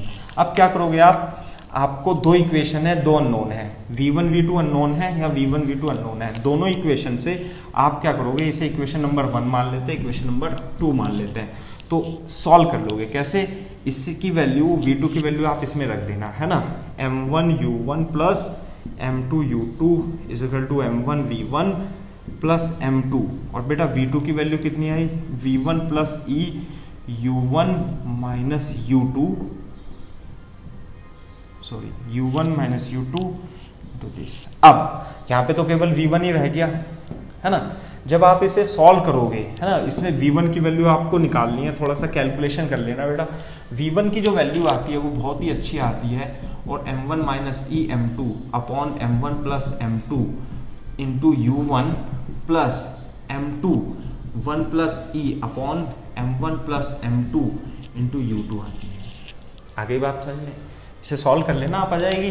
अब यहाँ से V1 की वैल्यू आ गई, सॉल्व आपको करना है। V1 की वैल्यू आ गई, V1 की वैल्यू इक्वेशन नंबर 2 में रख देना। जब यहाँ इक्वेशन नंबर 2 में रखोगे तो ये तो सब U1 U2 में है और V1 की वैल्यू रखोगे और जब U2 आएगा इसमें रखना है put in equation 2 value of V1 get V2। एक बार तो आपको सॉल्व करना पड़ेगा बेटा, जब भी आपको क्लियर होगा, है ना।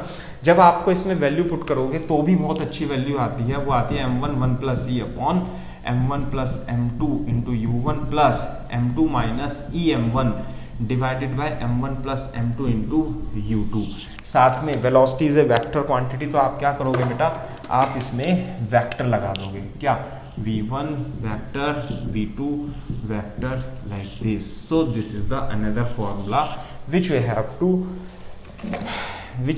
to use to get the solution of the questions। Clear है क्या बात। अब देखो ये वही फॉर्मूले हैं बेसिकली जो इलास्टिक कोलिजन के लिए था। सबसे पहले तो आप इसे कॉपी कर लो बेटा, आपको कैलकुलेशन करनी है एक बार कम से कम, जब भी जाकर के आपको थोड़ा फीलिंग आएगा, है ना, समझ में आएगा। तो देखो अब इन इलास्टिक कोलिजन में हम थोड़ा सा आगे और बढ़ते हैं, और कैसे करते हैं देखो कि अगर जो आप इसमें E बराबर 1 रख दोगे, if E is equal to 1 रख दो, तो कैसी हो जाएगी बेटा, इलास्टिक कोलिजन नहीं हो जाएगी, इलास्टिक कोलिजन। और जब इलास्टिक कोलिजन होगी E बराबर 1 रखो, तो V1 बराबर m1 minus m2 upon m1 plus m2 u1, और यहाँ पे E बराबर 1 रखोगे तो 2m2 upon m1 plus m2 into u2। साथ में यहाँ E1 बराबर 1 रखोगे तो V2 बराबर 2m1 upon m1 plus m2 u1 plus यहाँ पे 1 रखोगे तो m2 minus m1 upon m1 plus m2 into u2। Same formula आ गया ना, क्लियर है। तो इसका मतलब ये दोनों लगभग एक जैसे हैं, तो आप इसे याद रख लो, और E की वैल्यू आपके दिमाग में रहेगी क्या, कि आपको यहाँ पर क्या रखना है, यहाँ पर रखना है आपको, यहाँ पे क्या रखना है आपको, E रखना है, और यहाँ भी आपको E रखना है। साथ में ये 2 कब आएगा, जब यहाँ 1 प्लस ई होगा। 2 कब आएगा, यहाँ 1 प्लस ई होगा। E बराबर 1 रख दोगे तो ये इनइलास्टिक का फॉर्मूला इलास्टिक में बदल जाता है। एक दो बार प्रैक्टिस करोगे तो definitely you will able to understand the concept. ठीक है, तो आप इस तरीके को आप फॉलो करना, ठीक है। अब हम पढ़ते हैं, क्वेश्चन पढ़ते हैं, ठीक है। देखो क्वेश्चन तो वैसे ही बनेंगे जैसे आपने इलास्टिक कोलिजन के किए हुए हैं। फॉर एग्जांपल मान लेते हैं कैसे कि ये मान लेते हैं 1 kg का ब्लॉक है और ये 10 मीटर पर सेकंड से आ रहा है ना, और ये 9 kg का ब्लॉक है और ये रेस्ट पे रखा हुआ है, मान लेते रेस्ट पे रखा हुआ है, ठीक है। और E की वैल्यू कितनी दे रखी है बेटा, 1/2 दे रखी है, ऐसे दे रखी है 1/2। You have to find velocity of A and B after collision. Question लिख लो, find the velocity of A and B after collision if the coefficient of restriction is E is equal to 1/2। तो जल्दी से क्या करोगे, सबसे पहले तो ये रेस्ट पे है, आप क्या मानोगे, इसे +x मान लोगे, तो बेटा m1 तो हो गया 1 kg, m2 हो गया 9 kg, क्लियर है। u1 कितना हो जाएगा +10, और बेटा u2 कितना हो जाएगा 0, है ना। अब फॉर्मूला क्या लगा दोगे, देखो मेरे तो याद है कैसे, v1 v2 u1 u2 u1 u1 u2 u2, यहाँ पे क्या लगा दोगे, m1 माइनस ई m2 upon m1 plus m2, साथ में v1 है तो यहाँ m2 1 plus e upon m1 plus m2 आएगा, इसे यहाँ पे ले आएंगे, और यहाँ पे v2 है तो यहाँ m1 1 प्लस ई आएगा divided by m1 plus m2, इसे यहाँ ले जाएंगे लेकिन इंटरचेंज हो जाएगा।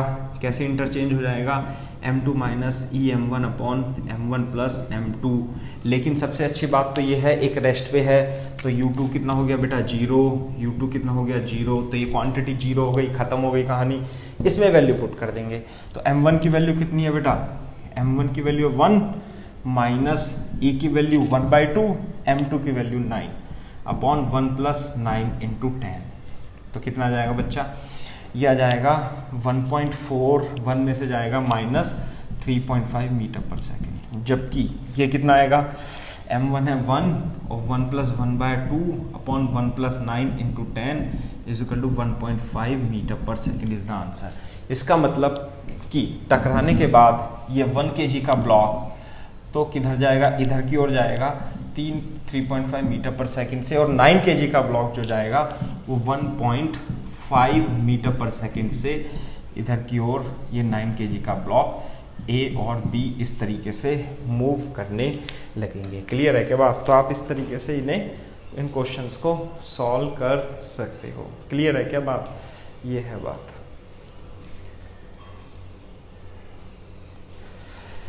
ठीक है, तो एक बार इसे कॉपी कर दीजिए। तो इस तरीके से आप इन क्वेश्चंस को सॉल्व करेंगे, है ना। और हम क्वेश्चन लेते हैं आप तो जिससे कि पूरा कॉन्सेप्ट समझ में आए, है ना। कैसे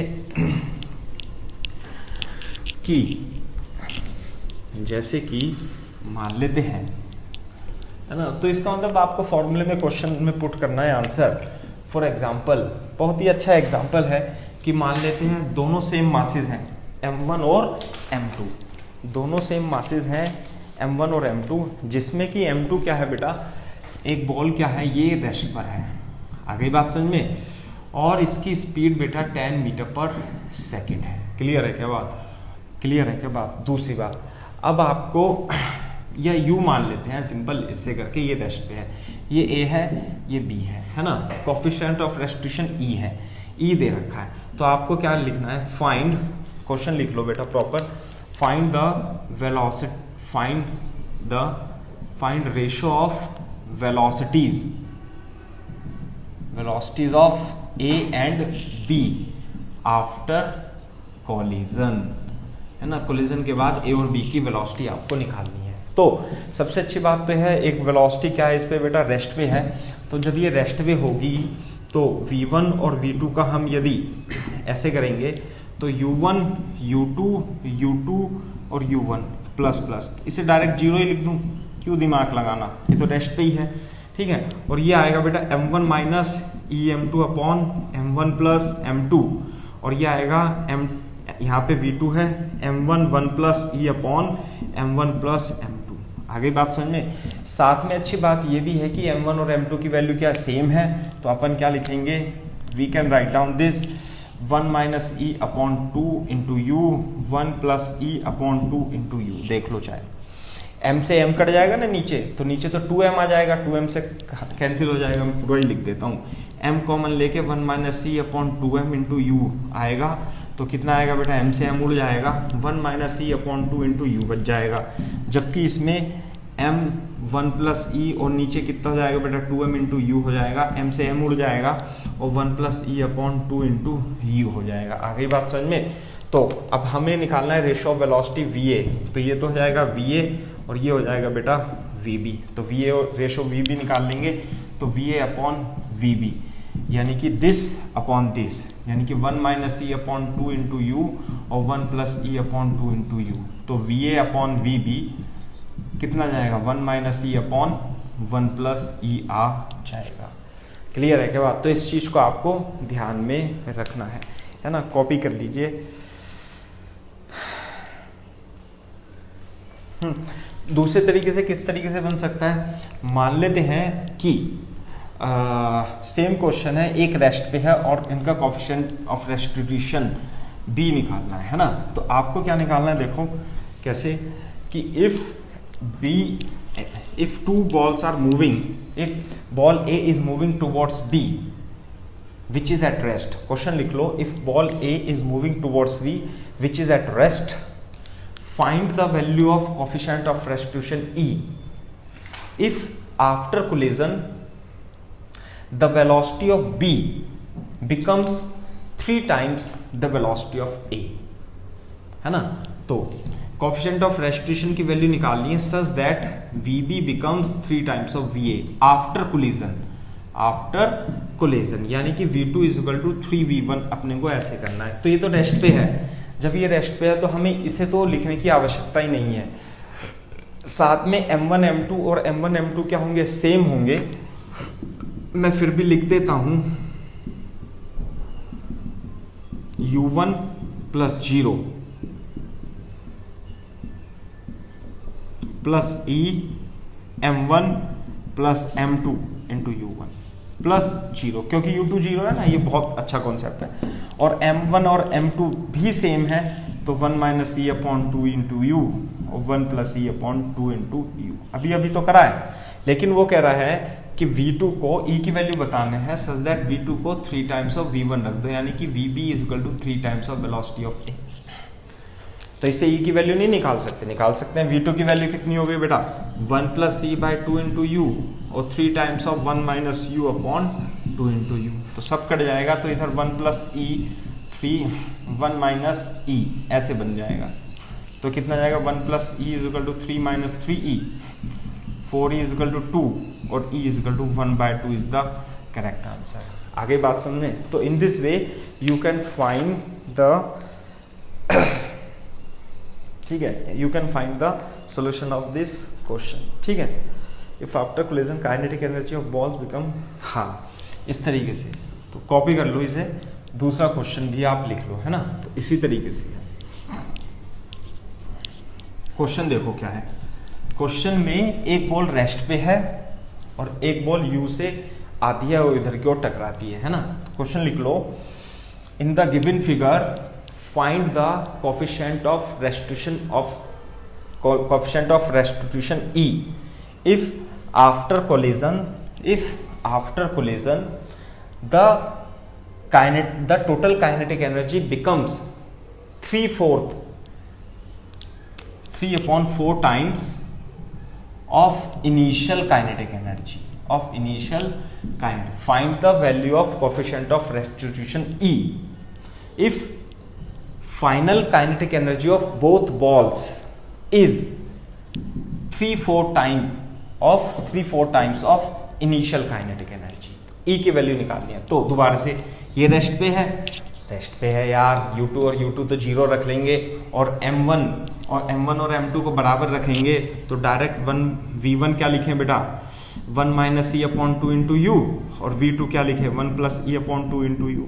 इतने सारे सवाल करा दिए आपको कि आपको याद हो जाएगा। क्लियर है क्या बात? दूसरी बात, इनिशियल काइनेटिक एनर्जी, उसमें क्वेश्चन में दिया हुआ है कि initial kinetic energy is equal to 3/4 final kinetic energy of both balls is 3/4 of initial kinetic energy.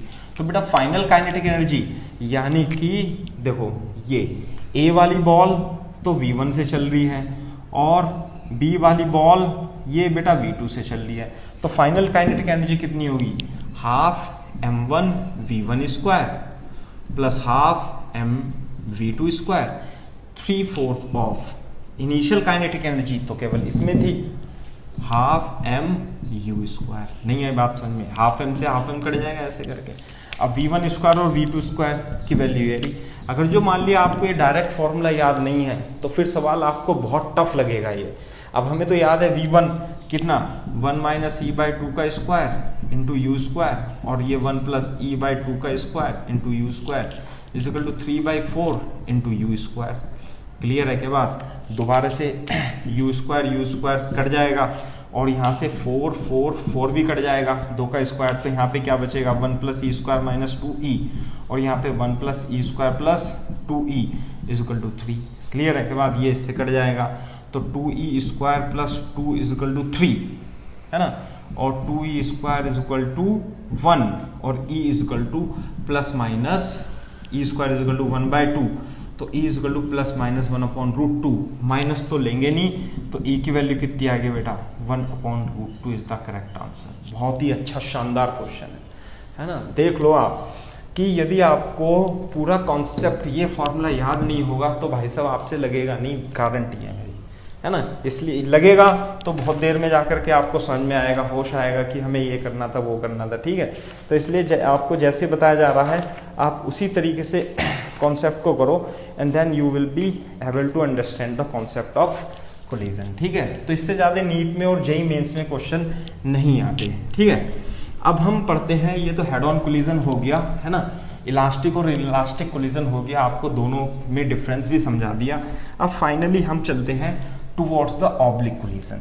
ठीक है, तो हेडिंग डाल लीजिए बेटा आप ऑब्लिक कोलिजन, ऑब्लिक कोलिजन है ना, ऑब्लिक कोलिजन। मैंने क्या बताया था, ऑब्लिक कोलिजन में जो लाइन ऑफ इंपैक्ट होती है it is not along the velocities of the ball, है ना। कैसे कि वेलोसिटीज इसकी तो u1 है और इसकी वेलोसिटी कितनी है बेटा, u2 है।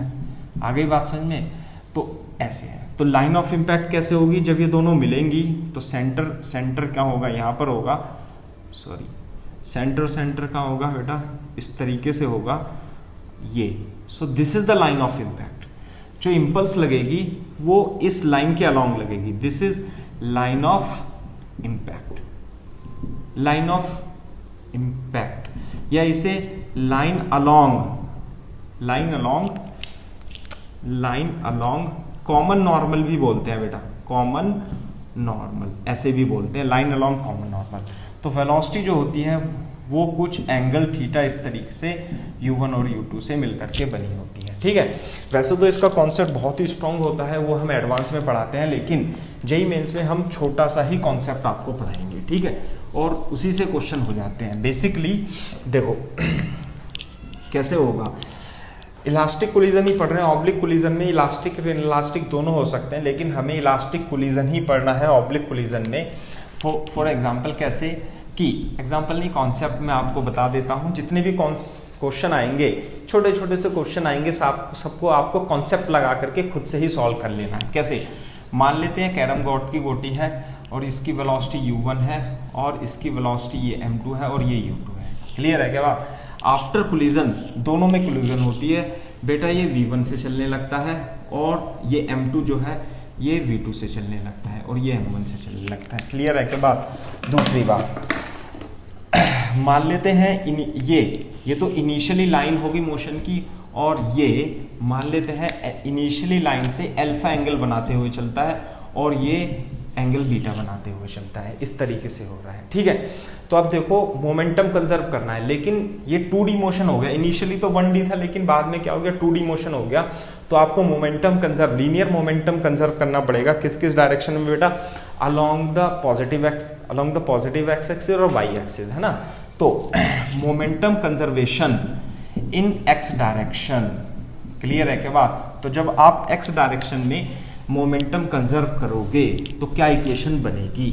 देखो इक्वेशन कैसे बनेगी बेटा, इनिशियल मोमेंटम, ये तो बिफोर है ना, before collision, and this is after collision.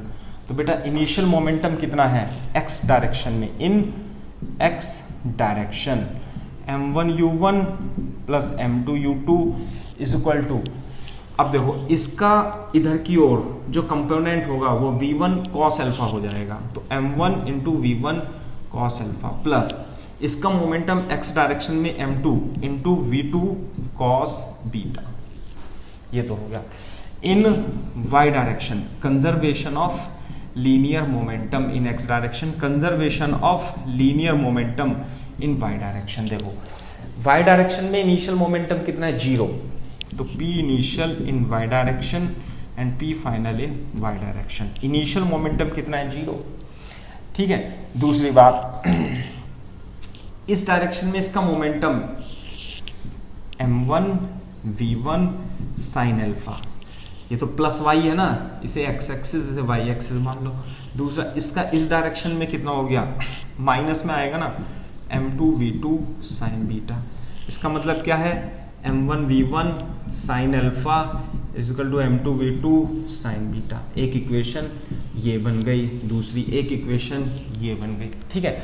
अब अगर जो ये इलास्टिक कोलिजन है तो दूसरी इक्वेशन कैसे बनेगी बेटा, कंजर्वेशन ऑफ काइनेटिक एनर्जी से बनेगी। क्या, initial kinetic energy is equal to final kinetic energy, क्या, half m1 u1 square half m2 u2 square is equal to क्या, half m1 v1 square plus half m2 v2 square. So this is the conservation of energy. तो जितने भी आपको oblique collision वाले question हैं उनमें बहुत सारे क्वेश्चन बनते हैं, लेकिन कॉन्सेप्ट तो यही लगेगा, क्या, कि conservation of linear momentum apply करना है अपने को किस डायरेक्शन में, एक्स डायरेक्शन में, और conservation of linear momentum conserve करना है आपको, लगाना है आपको वाई डायरेक्शन में। और यदि इलास्टिक कोलिजन है, इलास्टिक ही होगी मोस्टली, तो आप क्या लगा दोगे, कंजर्वेशन ऑफ काइनेटिक एनर्जी लगा दोगे, है ना।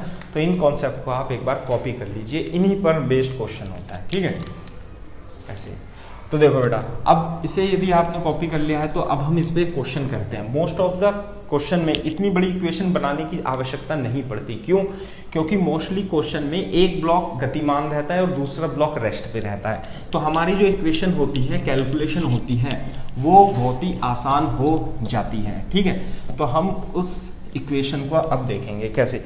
मान लेते हैं कि बहुत ही इंपॉर्टेंट पॉइंट बता रहा हूँ और आपको इसे ध्यान भी रखना है। कैसे कि मान लेते हैं एक ब्लॉक बॉल A है और दूसरी बॉल क्या है बेटा, B है, लेकिन दोनों के मास क्या है, सेम है, बोथ मासेस आर सेम। दूसरा, ये इससे टकराती है u स्पीड से, ऑब्लिकली कोलिजन होती है, collision is oblique. A collides with B at oblique angle, है ना। And after collision A moves with initial direction at an angle alpha,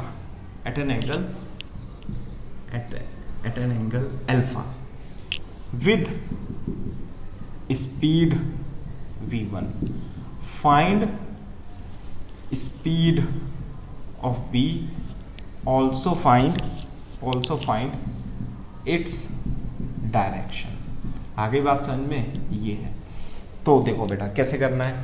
दो, ये इससे कोलाइड करती है ऑब्लिकली, इसकी इनिशियल स्पीड u है, दोनों के मासेस सेम है, साथ में दोनों के मासेस सेम है। आफ्टर कोलिजन, ये तो इनिशियल डायरेक्शन है ऐसे, तो जो A वाली बॉल है वो इधर से कितनी स्पीड से जाती है बेटा, स्पीड से जाती है आपकी v1 स्पीड से जाती है। कौन सी ball, A ball, mass m की, साथ में ये इनिशियल एंगल बनाती है। तो जो B वाली बॉल होगी m मास की, उसकी स्पीड आपको v2 निकालनी है, साथ में उसको आपको एंगल भी निकालना है, डायरेक्शन भी निकालना है। क्वेश्चन की वैल्यू ये है। दूसरी बात, ये एक रटा रटाया क्वेश्चन है ना, लेकिन फिर भी मैं इसे आपको समझाने की कोशिश करूंगा और आप समझने की कोशिश भी करेंगे, क्योंकि बहुत ही इंपॉर्टेंट है। इंपॉर्टेंट का मतलब वेरी इंपॉर्टेंट। अगर जो आपने इसका कॉन्सेप्ट मेरे हिसाब से नहीं पढ़ा तो आपको इसे सॉल्व करने में दुनिया भर के टाइम लग जाएगा और सवाल सोल्व भी नहीं हो पाएगा और आपको याद भी नहीं रहेगा। तो इसलिए इसका कॉन्सेप्ट समझने के बाद आपको याद कर लेना है, ठीक है। ये तो देखो कैसे, जब कोलिजन होगी बेटा तो लाइन ऑफ इम्पैक्ट तो ऐसे होगी, है ना, और ये वाली बॉल जो होगी वो यहाँ पर होगी, है ना। दूसरी बात, ऐसे करके अब देखो, जब ये u वेलोसिटी से ऐसे चल रही है, सीधे सीधे चल रही है, इस डायरेक्शन में चल रही है, तो आप क्या करोगे, इस वेलोसिटी को लाइन ऑफ इम्पैक्ट के अलोंग और उसके परपेंडिकुलरली, इसे तो मान लेते हैं थोड़ा सा अल्फा मान लेते हैं, है ना, इसे क्या मान लेते हैं बेटा, थीटा मान लेते हैं थोड़ी देर के लिए, रिजॉल्व कर लोगे। This is u cos theta और this is u sin theta. आ गई बात समझ में, ऐसे करके इसे रिजॉल्व कर लिया आपने। कैसे, ये u cos थीटा और ये u sin थीटा, ऐसे रिजॉल्व कर लिया। जब ये टकराएगी, देखो जब ये टकराएगी, जब ये इस बॉडी से इस डायरेक्शन में टकराएगी तो दोनों, ये तो हो गए लाइन अलोंग कॉमन नॉर्मल, ये हो गई इसकी वेलोसिटी, ये हो गई टेंजेंट, ये हो गया नॉर्मल, ठीक है। तो जब इन दोनों, इस पर जो इम्पल्स लगेगी, इस पे इम्पल्स इधर की ओर लगेगी, दोनों के मासेस सेम है। और कोलिजन क्या है बेटा, इलास्टिक, ये भी ध्यान रखना है। कोलिजन कैसी है, इलास्टिक। तो ये तो हो जाएगी u cos थीटा, है ना, ये क्या हो जाएगा बेटा, u cos थीटा। और क्योंकि इलास्टिक कोलिजन है और मास सेम है तो दोनों की वेलोसिटी क्या हो जाएगी, इंटरचेंज हो जाएगी। इसका मतलब along the common normal, along the line of impact, this is line of impact। तो क्या हो जाएगा बेटा, इसकी वेलोसिटी इसे ट्रांसफर हो जाएगी इस लाइन के अलोंग और इसकी वेलोसिटी इसे ट्रांसफर हो जाएगी इस लाइन के अलोंग। तो इसका मतलब ये तो रेस्ट पे था तो इधर मूव नहीं करेगी, ये क्या जाएगी, आफ्टर कोलिजन ये बॉल, ए बॉल इधर मूव करेगी, कितनी स्पीड से, u cos थीटा से। तो जो A वाली बॉल होगी वो u cos थीटा से, तो आफ्टर कोलिजन ऐसे जाएगी। क्लियर है के बाद कितना एंगल बनाती हुई, थीटा एंगल बनाती हुई। जबकि इसकी स्पीड कितनी हो जाएगी, इसकी स्पीड u sin थीटा थी, सारी की सारी इसे u sin थीटा मिल जाएगी। आगे बात समझ में। और ये वाली बॉल, ये B वाली बॉल कितनी जाएगी, यू कॉस थीटा से ऐसे चली जाएगी। आगे बात समझ में। अब इसे थोड़ी देर के लिए हम v1 मान लेते हैं, इसे थोड़ी देर के लिए हम v2 मान लेते हैं। दोनों के बीच में v1 वेक्टर और v2 के वेक्टर, ये तो हो गया v1 और ये हो गया v2। तो v1 और v2 के बीच में एंगल कितना होगा बेटा 90 डिग्री। तो 90 डिग्री एंगल होगा। ये एंगल यदि थीटा है, ये थीटा है, तो ये कितना होगा 90 माइनस थीटा हो जाएगा। साथ में v1 कितना होगा u cos थीटा और v2 कितना होगा u sin थीटा। एक मिनट, ये u cos theta and this is u sin theta. आगे बात समझ में। तो अब देखो क्वेश्चन में क्या दिया हुआ, ये एंगल अल्फा है, तो ये कितना एंगल हो जाएगा बेटा 90 माइनस अल्फा। दूसरी बात, ये v1 और v2 में एक रिलेशन आता है। तो यदि हम इस कॉन्सेप्ट को देखें तो इनिशियल वेलोसिटी तो u थी और फाइनल वेलोसिटी इसकी v1 हो गई और v2 हो गई। बेटा v1 कितना हो गया u cos थीटा, v2 कितना हो गया u sin थीटा। इसे देख करके कुछ समझ में आता है? क्या समझ में आता है कि sin थीटा और cos थीटा है a square plus b square कर दो। Equation number 1 square plus 2 square यदि करोगे तो ये कितना हो जाएगा v1 square plus v2 square और इसका square u square cos square theta u square sine square theta. दोनों को क्या ले लोगे कॉमन, u स्क्वायर यदि आप कॉमन ले लोगे तो cos square theta plus sine square theta. ये कितना बन जाएगा बेटा 1 बन जाएगा u square, this is v1 square plus v2 square. तो आपको क्या रिलेशन याद रखना है कि यदि दो सेम मास की बॉल इलास्टिकली ऑब्लिकली कोलाइड करती हैं, ठीक है, और उसमें एक रेस्ट पे है, किस पे है, रेस्ट पे है। ये भी बहुत जरूरी है, ये रेस्ट पे होना जरूरी है, E बराबर 1 होना जरूरी है, दोनों के मास सेम होने जरूरी है। तो after collision both ball will move perpendicularly, both balls moves perpendicularly. Clear है क्या बात? दूसरी बात, इसकी v1 है v2 है, तो v1 square plus v2 square equal to u square, एक ही रिलेशन आएगा, डायरेक्ट क्वेश्चन आ जाएगा, कहानी खत्म हो जाएगी। क्लियर है क्या बात? तो इस तरीके से मैं, चलो आप इसे एक बार कॉपी कर लो, मैं इसका क्वेश्चन भी करा देता हूँ, आपको समझ में आ जाएगा। फॉर एग्जांपल कैसे कि मान लेते हैं ये 2 kg की बॉल है और ये 2 kg की बॉल है, ये रेस्ट पे है और ये 100 मीटर पर सेकंड से आ रहा है। आफ्टर कोलिजन, क्वेश्चन में क्या दिया होगा, after collision ball A moves with speed 60 metre पर सेकेंड, विद स्पीड 60 मीटर पर second with its initial direction 60 metre पर सेकेंड, ऐसे करके ball A and ball B as rest is equal to 1 and after collision ball A moves with speed 60 meter per second with angle 30 degree with its initial direction, है ना, initial direction क्या है, ये 30 degree पे move करती है। Find the direction and the velocity of ball B। ये तो होगी A की, ये होगी B की, बहुत आसान है। दोनों, यदि ये 30 है तो ये कितना होगा 60, 90 तभी बनेगा। साथ में 60 दे रखा है, ये 100 दे रखा है, तो V2 तो क्या लिखेंगे 60 square plus VT square is equal to 100 square. तो कितना जाएगा V2 स्क्वायर बराबर 100 स्क्वायर माइनस 60 स्क्वायर 160 इंटू 40, तो कितना आ गया 80 मीटर पर सेकेंड स्क्वायर। सॉल्व कर लेना, आंसर आ जाएगा। ये आ गया ना, एक लाइन में ही आंसर आएगा। इसके अलावा यदि आप कुछ और भी करते हो तो आपका आंसर नहीं आएगा आसानी से, है ना, आ तो जाएगा लेकिन आसानी से नहीं आएगा। So this is the concept of the collision. This lecture is dedicated to, purely dedicated to collision. और इस लेक्चर को देखने के बाद आप शीट के क्वेश्चन आपने लगा सकते हैं, है ना। कुछ क्वेश्चन, कुछ पोर्शन इसमें छोड़ दिया है जिसे हम डिस्कस करेंगे, किसमें, एक्सरसाइज में डिस्कस कर लेंगे, तो आपका कॉन्सेप्ट डेफिनेटली कोलिजन का बहुत स्ट्रॉन्ग हो जाएगा। दूसरी बात, ये जो आपका लेक्चर है ये मेंस और जेई मेंस और नीट के लेवल तक का ही है ना। यदि आपको एडवांस के बच्चे हैं तो पहले आपको ये प्रॉपर लेक्चर देखना होगा, उसके बाद ही एडवांस का